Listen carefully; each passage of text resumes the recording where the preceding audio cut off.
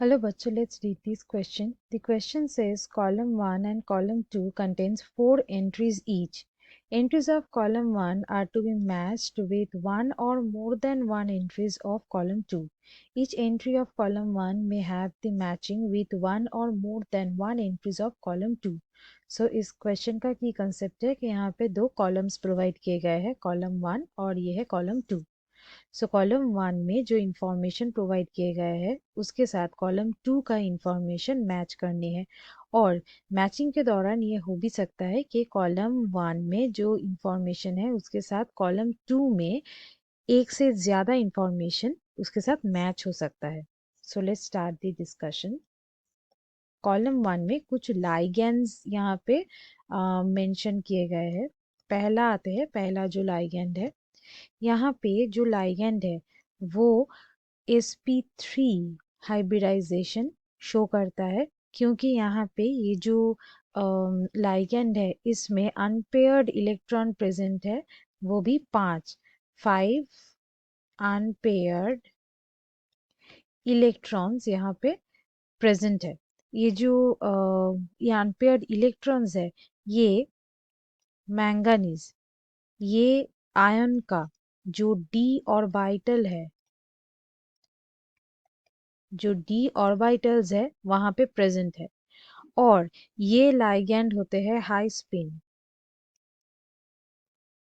ये होते हैं हाई स्पिन. और यहाँ पे D5 कॉन्फ़िगरेशन है. और ये होते हैं एक पैरामैग्नेटिक सॉल्ट, पैरामैग्नेटिक सॉल्ट ये फॉर्म कर सकता है. सो यहाँ पे हम लोग ए के साथ किसको मैच करेंगे? पहली बात तो है ये sp3 हाइब्रिडाइजेशन है, इसलिए ये इसके साथ जाएगा p. और ये पैरामैग्नेटिक भी है, इसलिए इसके साथ जाएगा r. नेक्स्ट नेक्स्ट पे आते हैं, दैट इज बी. बी पे यहाँ पे जो लाइगेंड दिया गया है वो होते हैं डायामैग्नेटिक, डायामैग्नेटिक. यहाँ पे एक स्ट्रॉन्ग फील्ड साइनाइड आयन यहाँ पे प्रेजेंट है. और यहाँ पे जो इलेक्ट्रॉन्स है वो इलेक्ट्रॉन्स होते हैं पेयर्ड इलेक्ट्रॉन्स, सारे ही है पेयर्ड, इसलिए ये है डायमैग्नेटिक. और जो Mt3D3s और दो 4p ऑर्बिटल्स है वो यहाँ पे शो करता है DsP2 हाइब्रिडाइजेशन. और यहाँ पे ये जो साइनाइड, ये जो आयन है इसके साथ ये एक बॉन्ड फॉर्म करता है जो कि एक स्क्वायर प्लैनर जियोमेट्री यहाँ पे शो करता है. सो यहाँ पे ये हो गया डायमैग्नेटिक. और ये DsP2 हाइब्रिडाइजेशन शो करता है, इसलिए यहाँ पे Q और S ये दोनों होगा मैच्ड. नेक्स्ट आते हैं सी पे. सी पे यहाँ पे जो लाइगेंड दिए गए हैं वहां पे हम लोग देख सकते हैं निकेल है. निकेल का जो ग्राउंड स्टेट वैलेंस शेल है उसका इलेक्ट्रॉनिक कॉन्फ़िगरेशन है 3d8 4s2. सो यहाँ पे टोटल है 10 इलेक्ट्रॉन्स. और ये जो 10 इलेक्ट्रॉन्स यहाँ पे है ये 10 इलेक्ट्रॉन्स होते हैं पेयर्ड. 10 इलेक्ट्रॉन्स ये है पेयर्ड इलेक्ट्रॉन्स. सो यहाँ पे ये जो ये पेयर्ड क्यों है? क्योंकि इसका जो 3d ऑर्बिटल है, इसका जो 3d ऑर्बिटल है ये 3d ऑर्बिटल के साथ ये पेयर्ड हो जाता है. बाकी यहाँ पे जो Mt4s है यहाँ पे तीन 4p ऑर्बिटल्स यहाँ पे रहता है. ये यहाँ पे हाइब्रिडाइजेशन शो करता है sp3.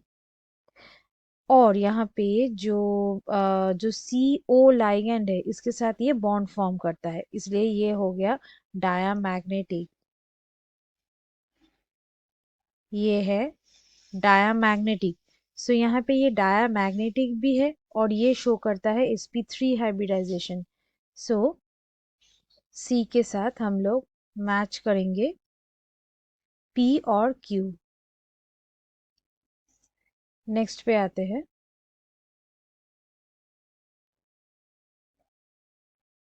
Number D. Number D में यहाँ पे जो लाइगेंड दिए गए हैं वो शो करता है DsP2 हाइब्रिडाइजेशन। और ऑब्वियसली अगर ये DsP2 हाइब्रिडाइजेशन है तो ये स्क्वायर प्लानर जियोमेट्री शो करेगा, क्योंकि यहाँ पे जो NH3 ये जो यहाँ पे लाइगेंड है, ये लाइगेंड में 8 इलेक्ट्रॉन्स प्रेजेंट होते हैं।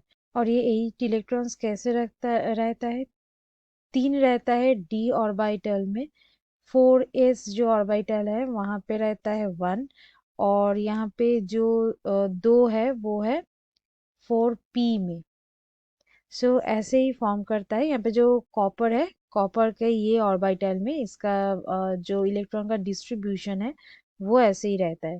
और यहाँ पे इलेक्ट्रॉन प्रेजेंट है अनपेयर्ड, एक इलेक्ट्रॉन यहाँ पे अनपेयर्ड प्रेजेंट है, इसलिए ये हो गया पैरामैग्नेटिक। ये पैरामैग्नेटिक है। सो डी के साथ जाएगा आर, और यहाँ पे जाएगा S, that is DsP2 hybridisation. So D के साथ जाएगा आर और एस। सो ये हो गया matching. So students, hope you understood it well. Best of luck.